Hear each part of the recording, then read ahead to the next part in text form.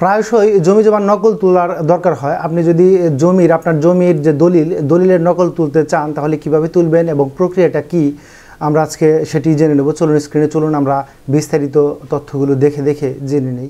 দলিলের নকল কিভাবে তল্লাশি দেওয়া হয় সে বিষয়ে চলুন আজকে জেনে নিই। যদি মূল দলিল থাকে, অর্থাৎ মূল দলিল যদি কারো কাছে থাকে, সেক্ষেত্রে তল্লাশি কিভাবে দেয় সেটি হচ্ছে রেজিস্ট্রি অফিসে দলিলের রেজিস্ট্রি কার্যক্রম শেষ হলে মূল দলিলের শেষ পৃষ্ঠার উল্টো দিকে, তো মূল দলিল যেটি থাকে তার শেষ পৃষ্ঠার উল্টো দিকে দলিলটি কত সালের, কত নম্বর বালাম বইয়ে কত পৃষ্ঠা থেকে কত পৃষ্ঠায় নকল করা হয়েছে তা লিখে সাব রেজিস্ট্রার কর্তৃক স্বাক্ষর করা হয়।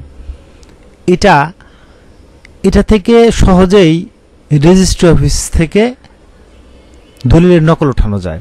তো এটি একটি উপায়। আরও একটি উপায়, সেটি কি, যদি মূল দলিল না থাকে তো রেজিস্ট্রি অফিসে দলিল রেজিস্ট্রি শেষ হলে দলিলের গুরুত্বপূর্ণ কয়েকটি তথ্য নিয়ে সূচি বহি তৈরি করা হয়, মানে ইন্ডেক্স তৈরি করা হয়।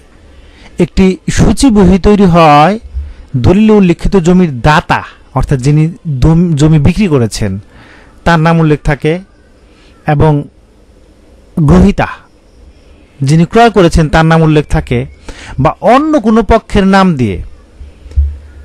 আর একটি তৈরি হয় জমির মৌজার নাম দিয়ে। তার মানে এখানে যে সূচি বহি তৈরি হয় আমরা কিন্তু বুঝে গেছি, ক্রেতা বিক্রেতার নামে সূচি বহি তৈরি হয়, আর হচ্ছে মৌজার নাম দিয়ে সূচি বহি তৈরি হয়।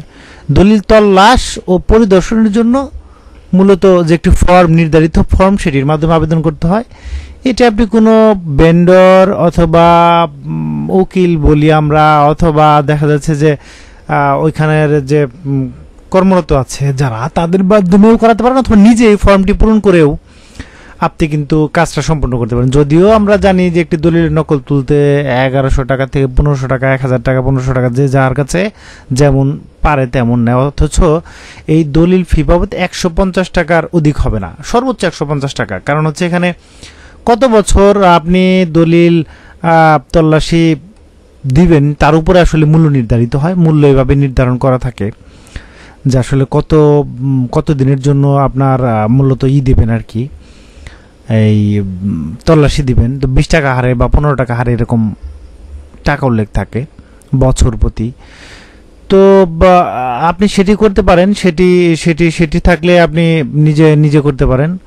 আর যদি দেখা যাচ্ছে কোনো কর্তৃপক্ষের বা কোনো প্রতিনিধির মাধ্যমে করেন এই তল্লাশি, সেটিও কিন্তু আপনি করতে পারেন। সেক্ষেত্রে প্রতিনিধি আবেদন ফর্ম ওইভাবে পূরণ করে জমা দিয়ে দিবে।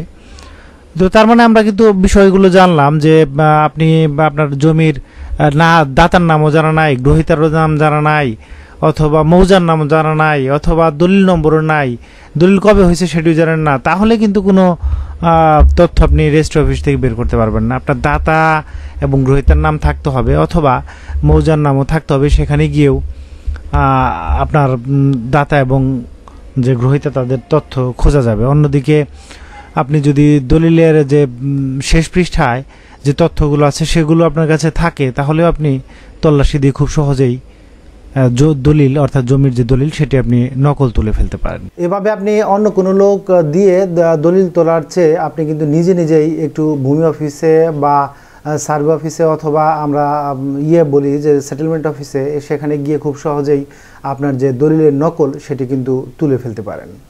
ধন্যবাদ।